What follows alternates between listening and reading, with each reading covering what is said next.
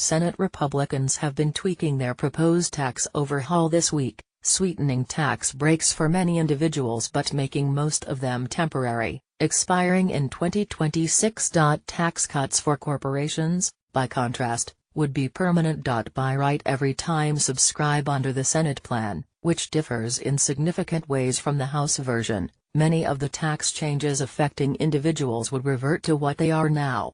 Those provisions subject to sunsetting include near doubling of the standard deduction. For individuals, it would rise to $12,000. For married joint filers, it would jump to $24,000 from $12,700 under current law. Changes to individual tax brackets. The new Senate plan has 7 brackets. For individuals, they range from 10% for incomes below $9,525 to 38.5% for incomes of over $500,000. Personal exemptions. These are worth $4,050 per household member under current law but would be eliminated under the Senate plan. Raise child tax credit to $2,000. Under current law, it's $1,000. The Senate bill also raises the income cap for eligibility. Doubling of the teacher expense credit to $500. Under current law, it's $250. Expansion of who's eligible for the business pass-through tax break.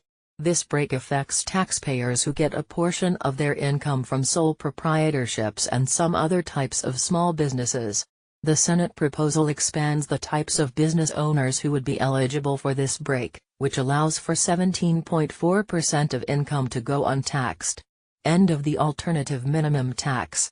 This tax mainly affects households making between $200,000 and $400,000 a year, but affects some making significantly less. Some provisions permanent. However, the amended Senate bill does make permanent other key measures affecting individuals.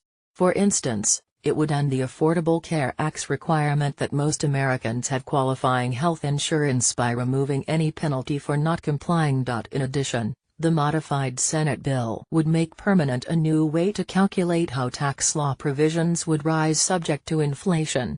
Some observers have noted that this would make many tax breaks subject to inflation less valuable over time.